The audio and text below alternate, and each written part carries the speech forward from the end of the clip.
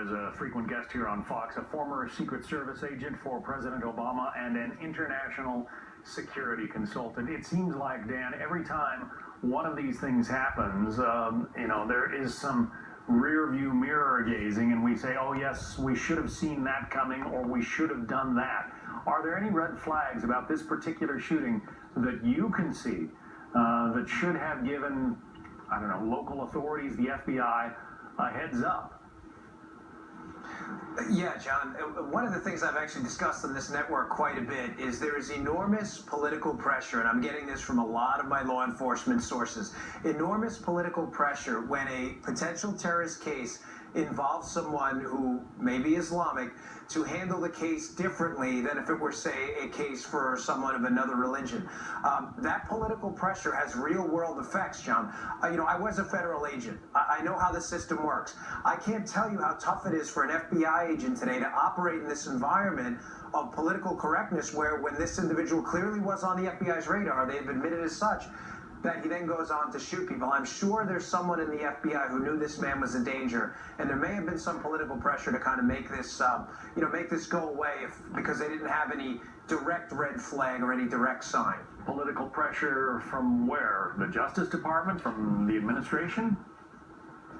Yeah, it filters from the top down. I mean, I don't want to oversell this point or be melodramatic about it, but there is political pressure from the administration. And then, to be fair, this is not just under the Obama administration, John. This has been going on for a long time, that when these cases involve potential fundamentalist Islamists who are interested in terrorist attacks, that there's an extra level of scrutiny, I should say, it's probably a more precise way to say it, applied to the agent's investigation. We've seen it both with the NYPD and at the federal level. I mean, I'll give you a perfect example.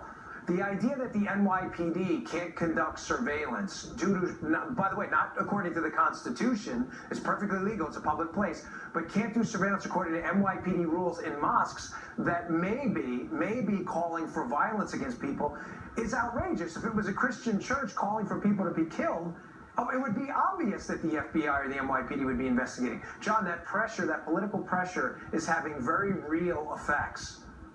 ISIS apparently claimed, well, they cited this guy as a hero. They didn't say that he had been directed by them, but they indicated that, he was a supporter and so forth.